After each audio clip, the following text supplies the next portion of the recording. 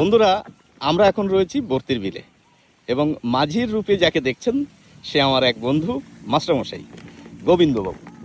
আর এই যে নিচে একজন বসে রয়েছে, এই আর একজন মাস্টারমশাই ভদ্রলোক। হ্যাঁ, এবং এই যে সামনে পথ কেটে কেটে চলেছে, অর্থাৎ নৌকা যখন চালাতে হয় সামনে যখন এরকম শ্যাওলা কচুরিপানা সামনে এসে যায়, চালাতে খুব কষ্ট হয়, তখন এইভাবে রাস্তা তৈরি করে করে করে আমাদের যেতে হয়। বন্ধু, মুখটা একটু দেখিয়ে দাও। মৃত্যুন দাস। হ্যাঁ, এবং আমার যে রূপ, বাংলার যে রূপ, সেটি একটু দেখাই। আকাশ জুড়ে মেঘ দেখুন, হ্যাঁ, তার ভিতর দিয়ে আমরা এখন চলেছি।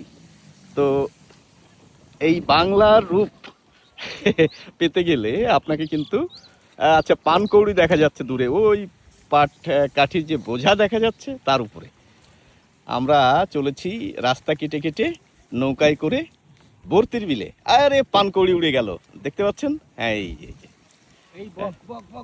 এই যে বক। তো ওই যে, আরে বাহ, শামুকখোলা দেখতে পাচ্ছেন?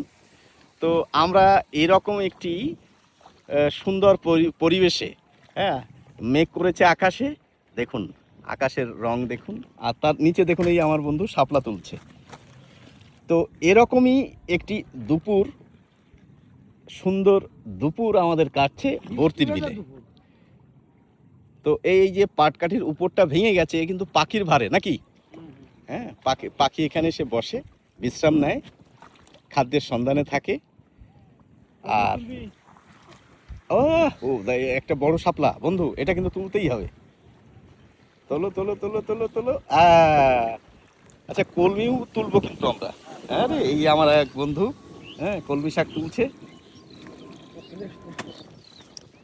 তো আমরা চলেছি এখন, আপনাদের সঙ্গে আবার দেখা হবে।